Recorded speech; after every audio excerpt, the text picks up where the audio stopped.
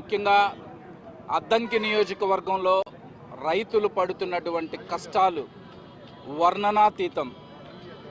పండించిన పంటకి గిట్టుబాటు ధర లేక ఎంత అవస్థలు పడుతున్నారో మీరందరూ చూస్తూనే ఉన్నారు.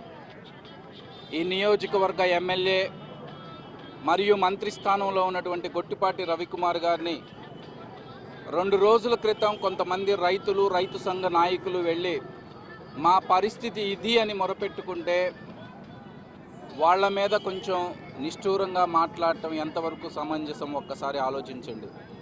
ప్రజాప్రతినిధి అన్నప్పుడు ముఖ్యంగా మంత్రివర్గ స్థానంలో ఉన్న మీరు రైతులకి న్యాయం చేయడానికి బదులు వాళ్ళ మీదే రివర్స్ అయ్యేలాగా, వాళ్ళకి రివర్స్ అయ్యే విధానాలని సపోర్ట్ చేస్తున్నారంటే ఒక్కసారి మీరు ఆలోచించుకోవాలని కోరుకుంటున్నాను.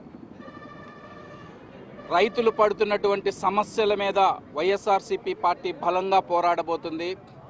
ముఖ్యంగా ఏదైతే మొక్కజొన్న చాలా అత్యధికంగా ఉన్నటువంటి ఈ ఏరియాలో మొక్కజొన్నకు రావాల్సినటువంటి కనీస మద్దతు ధర కూడా లేకుండా రైతుల్ని ఇబ్బంది పెడుతున్నారో, గవర్నమెంట్ ద్వారా కొనుగోలు కేంద్రాలు పెట్టకుండా ఏ విధంగా ఇబ్బంది పెడుతున్నారో, వాటితో పాటు శనగలు, అదేవిధంగా పొగాకు ధరలు ఏ విధంగా పడిపోతున్నాయో మీరు అందరూ చూస్తూనే ఉన్నారు.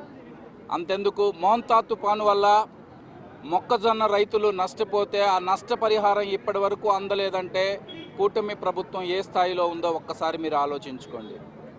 వీటన్నిటికీ నిరసనగా రేపు 16వ తారీఖున అద్దంకి పట్టణంలో రైతులని, రైతు సంఘ నాయకుల్ని, అదేవిధంగా కార్యకర్తల్ని, నాయకుల్ని అందరినీ కలుపుకొని 16వ తారీఖున అద్దంకి పట్టణంలో భారీ నిరసన కార్యక్రమం రైతులకి సపోర్టుగా మేము చేయబోతున్నాము.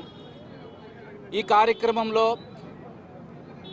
మాజీ మంత్రివర్యులు కాకాణి గోవర్ధన్ గారు, అదేవిధంగా బాపట్ల జిల్లా అధ్యక్షులు మాజీ మంత్రివర్యులు మేరుగు నాగార్జున గారితో పాటు బాపట్ల జిల్లాలో ఉన్నటువంటి అన్ని నియోజకవర్గాల నుంచి ఇన్ఛార్జీలు, కార్యకర్తలు, నాయకులు కూడా పాల్గొనబోతున్నారు.